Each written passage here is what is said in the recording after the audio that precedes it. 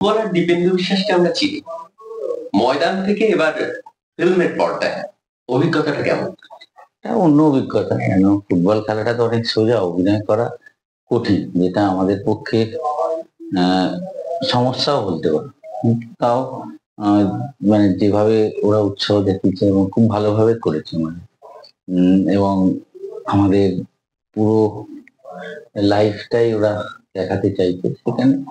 আমরা যেটুখানি আমাকে বলেছে আমি করছি, বাদ বাকিটা ওরাই করছে বলে। এখনো পর্যন্ত এই দীপু এই ফিল্মে বসিরহাটের মানুষের কিন্তু একটা ব্যাপক উন্মাদনা আছে।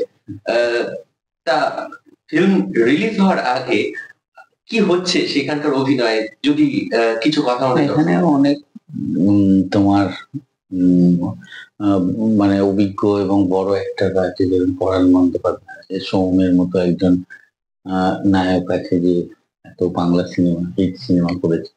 এছাড়াও অন্যান্য আরো অনেক আহ, মানে তারকা আর্টিস্টরা আছে। সেখানে শুটিং তো একদিন আমি ছিলাম, আমাদের মোহামেডান স্পোর্টিং ক্লাবে শুটিং হয়েছিল সারাদিন। কেন, শুটিং তো অনেক সময় নিয়ে হয়, সারাদিন লেগে যায়। এটা দেখলাম এখন ওরা পুরুলিয়ায় শুটিং করছে লাস্ট 20 দিন করে।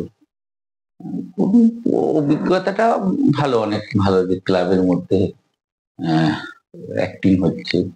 আর পরাণ বন্দ্যোপাধ্যায়ের মতো একটা, সে ওই দিন আমার একটুখানি ছিল, সেটা আমাকে উনি ভালোভাবে ব্রিফ করলেন, বললেন কিভাবে করতে হবে। এটা অন্যরকম অভিজ্ঞতা। হোপ নেভার ডাই ট্যাগলাইন দেখলাম।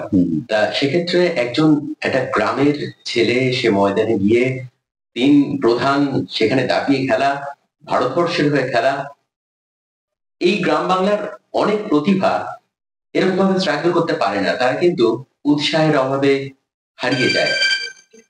তো অনেক ক্ষেত্রে এই যে ফিল্মটা দীপু, এটা কি তাদেরকে মোটিভেট করবে, তাদেরকে ইন্সপায়ার করবে? আমাদের ওই সময়টা তো এখনকার থেকে কঠিন। কেন, তখন আমাদের মোবাইল ছিল না। আমার বাড়িতে ফোন করলে আমাদের বসিরহাট হসপিটালে ফোন করতো, হসপিটাল থেকে কেউ গিয়ে মাকে বলতো কোয়ার্টারে যে আপনার ছেলের ফোন এসছে। আমরা আবার 8 ঘন্টা পরে আবার হসপিটালের যে এমার্জেন্সি ফোনটা ছিল, ইমার্জেন্সি একটা টেলিফোন ছিল, ওই ফোনটাতেই ফোন করতাম আমি যখন টিএফএ ছি।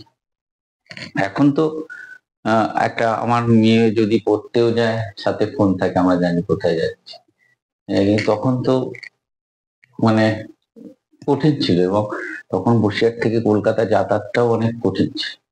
এখন সেটা ধরো বাসে গেলে আমাদের 3.5 ঘন্টা লাগতো। আমি যখন মোহনবাগানে প্রথম 97 সালে, আমি তখন প্রথম 1 মাস ওই বদরতলা থেকে যে স্টেট বাসগুলো যেত, ওই বাসে যেতাম।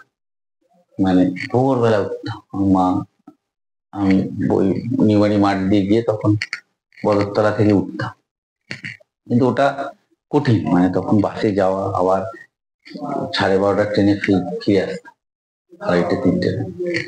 এবার তারপরে 3 মাস করে দেখলাম আমরা পারছি না। তারপরে আমি মোহনবাগান মেসে থাকা শুরু করলাম, ইলিয়াস রোডে। তারপরে মোহনবাগান, তারপর থেকে আর কলকাতাতেই থাকা শুরু করলাম। তারপর 98 সাল থেকে সল্টলেকে থাকি, মানে খেলার সময়টা, অন্য সময়টা বাড়িতে থাকি। দীপেন্দু বিশ্বাসের জীবনে এই যে স্ট্রাগল পিরিয়ডটা, আমরা গ্ল্যামারটা দেখেছি, ফুটবলার হয়ে যাওয়ার পরে যে গ্ল্যামার, সেটা আমরা দেখেছি। এই যে স্ট্রাগল পিরিয়ডটা, এটা কি ফিল্মে উঠে আসছে? হ্যাঁ, সেখানে যে ওই সময় আমাদের যে বন্ধুরা, আমাদের যে কোচেরা, অনেক দাদারা যেভাবে আমাদের সাথে থেকেছে, সেটাকে আমি ওনাদের বলেছি। তো ওনারা এবার যে গল্পটা তৈরি করে, আশা করছি সেইগুলো সব আছে ওনাদের পুরোটাই। আমরা প্রায় 1 মাস ওনাদের আমি শুধু গল্প বলেছি, শুধু শুনেছি আমার থেকে, যারা সিনেমাটা করছেন। 1 মাস ধরে প্রতিদিন নিউ টাউনে, আমরা তখন আই লিগের খেলা চলছে, আমি নব হোটেলে ছিলাম। সে তখন যেহেতু কোভিড এর টাইম, তো পুরো টিমটাই হোটেলে থাকতো।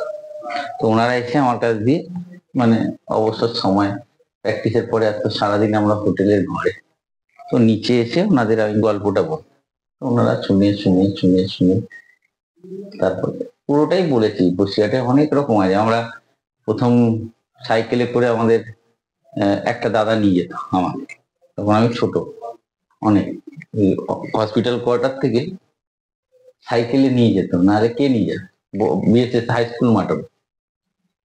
সেই দাদাটার কথাও আবার বলা যায়, তার সাইকেলে যেত, সে নিয়ে যেত আমাকে। সে এখন আর বসিরহাটে থাকেনি, সে নিয়ে যেত প্রতিদিন, প্রায় 1 বছর আমাদের নিয়ে যেত। বসিরহাট হাই স্কুলে খেলেছি, বসিরহাট হাই স্কুলে তখন শান্তিবাবু স্যার, অমরবাবু স্যার, এরা কিভাবে এনকারেজ করেছে, কেন একটা ফুটবল টিম তখন হাই স্কুলের হয়ে অনেক টাফ ছিল। এখন দেখো স্কুলের খেলাই নেই। তখন আমরা 5 পিরিয়ডে হাই স্কুল মাঠে ডেইলি খেলতাম, এবং সেখানে শান্তিবাবু, অমরবাবু স্যার থেকে ঘ্যাস জেঠু, বোথাম স্যার, সুমিত দা, সবার গল্পই বলেছি, যে যে যেভাবে আমাদের সাহায্য করেছে সেটা আমি বলেছি। এবার ওরা সেটাকে সেইভাবে গল্প তৈরি করেছে। তোমাদের সময় বসিরহাটে যে ফুটবলের উন্মাদনা, এখন কি কোথাও মনে হয় না যে সেই উন্মাদনাটা কিছুটা হলেও? না, কিছুটা না, অনেকটা কমেছে। তার কারণ একটা মোবাইল ফোন।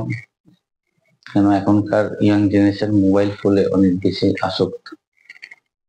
আমাদের সময় তো ফোন টোন ছিল না, আমরা শীতকালে ক্রিকেট খেলতাম, আর শীতকাল বাদে অন্য সবসময় ফুটবল খেলতাম। এবং বর্ষা হলে তো, বর্ষায় আমরা ওই যে মাঠে এখন হসপিটাল, ওই মাঠে আমরা খেলতাম ছোটবেলায়। ওই মাঠটায় অনেক জল জমত, ওই মাঠে আমরা অনেক খেলতাম, মানে সারা শুরু করতাম 10টা থেকে 2টো 2:30 অব্দি, যতক্ষণ না ডাকতো আমরা খেলে। এগুলো সব বলেছি, সব গল্পই বলেছি, যে ওই হসপিটালের মাঠ, এখন সেই পিছনের মাঠে হসপিটাল হলো, সেই গল্পটাও বলেছি। মাঠ, হসপিটালটা প্রথমে হওয়ার কথা ছিল আমাদের এই সামনের মাঠে। তারপরে আমরা আবার গিয়ে দিদিকে অনুরোধ করলাম যে ওই মাঠটাতে আমরা ফুটবল খেলি, আমরা ওই মাঠ খেলে বড় হয়েছি, কেন সয়েল টেস্ট হয়ে গেছিল এই মাঠে, সামনের মাঠে। তারপর আবার দিদিকে বলে আবার ওইটা পিছনের মাঠে নিয়ে দিল হসপিটাল। এবার এরকম সব গল্পই বলেছি, ওরা যেটা করবে, যতটা করবে। সিনেমার প্রস্তাব আসার পরে অনুভূতিটা কেমন ছিল? হ্যাঁ, আমি বললাম, ওরা প্রথমে কিন্তু ওরা প্রস্তাব দেয়নি। প্রথমে বললো যে আপনার সাথে একটু গল্প করব, আপনার জীবন নিয়ে, কি ভাই কি এরকম ভাই অনেকদিন গল্প করলাম আমার সাথে, কফি খাচ্ছি আর গল্প করছি, কফি খাচ্ছি গল্প করছি। তারপরে মাস 2 পরে আমাকে বললো যে অফার দিল সিনেমা, করো, ভালো, আমার যত রকম সাহায্য। ফুটবলার থেকে রাজনীতি, আবার এখন অভিনয়, এই অভিনয়ে আমরা দেখছি একজন কোচ পেয়েছে দিবেন্দু বিশেষ, পরাণ বন্দ্যোপাধ্যায়, একজন আমাদের সকলের প্রিয় একজন অভিনেতা, বড়। তিনি কেমন কোচিং করাচ্ছেন? হ্যাঁ, উনি অনেক আগের দিন তো অনেক 3-4টে জায়গায় ওনার সাথে, মানে অনেক অত ক্যামেরা, তারপরে এই সিনেমাতে অনেক, একজন এসে বললো এরকম বলতে হবে, তারপরে আরেকজন বলছে এই যে ক্যামেরা দেখছি ডিরেক্টরও বলছে স্টার্ট, তারপরে আরো দেখে 2টো ক্যামেরা সামনে আসছে, একটা দূরে, মানে অনেক রকম ব্যাপার। তা আমাদের পক্ষে ওটা তো সম্ভব না। পরাণ বন্দ্যোপাধ্যায় আমাকে অনেক গাইড করেছে প্রতিবার। কোনটা সহজ, ফুটবল না?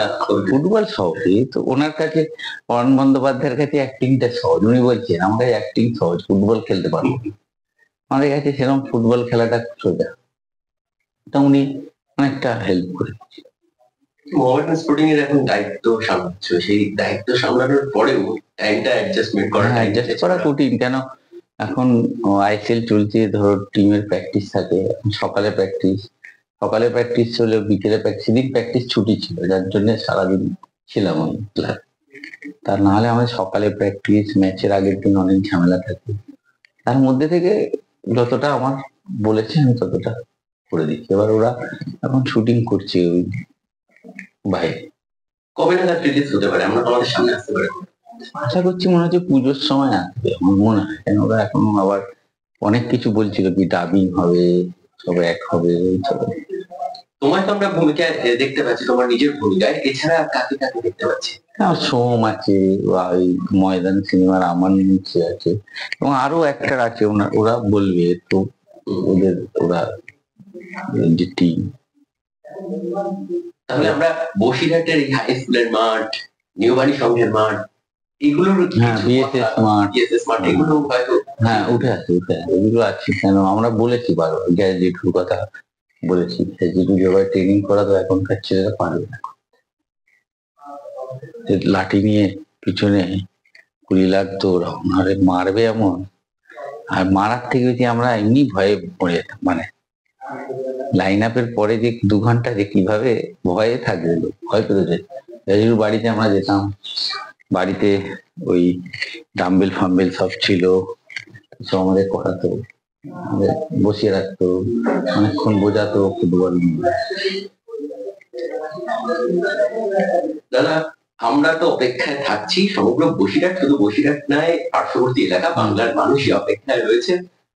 কি বলবে আমাদের যারা দর্শক আছে তাদের জন্য এই সিনেমা, এই এটা মানে আমার ভালো লাগছে যে আমার জীবন নিয়ে করছে। এখন আমরা যে লড়াইটা করেছি, আমাদের বাড়ির লোক, আমার ফ্যামিলি, আমাদের কেন আমাদের এই আমাদের শেষ অব্দি ওরা দেখাবে। মানে এখন আমি যে মোহামেডান অফিসিয়াল, এবং অফিসিয়াল হিসেবে আমরা গত 3-4 বছরে মোহামেডান টিম কাজ এই জায়গায় এসেছে। একদম আমরা সেখানে কলকাতা লিগ খেলতাম, আইএসএল তো আমরা মুম্বাই ইন্ডিয়ান্স খেলতাম, আমরা দেখতাম, আমরা ভাবতাম কবে আমরা আইএসএল খেলবো, সেটাও আমরা এখন খেলছি। এখানে মানে অন্যরকম একটা ফিলিংস আছে যে আর 3 রকম তো আছে, একটা ফুটবলার, একটা রাজনীতি, আবার সিনেমা, মেলানো সহজ না, মানে আমি মেলাতে পারছি না। তাও বারংবার কামব্যাক, ফুটবলার জীবনে কামব্যাক করতে হয়েছে, রাজনীতিতেও আমরা কামব্যাক দেখেছি, আর এখানে তো প্রবেশ, সম্পূর্ণ 3টে আলাদা আলাদা প্রেক্ষাপটে দেবেন্দু বিশ্বাসকে আমরা দেখছি। লাস্ট প্রেক্ষাপটে দেখার অপেক্ষায় থাকছি আমরা, দেখা যাক কিরকম হয়। ধন্যবাদ দাদা।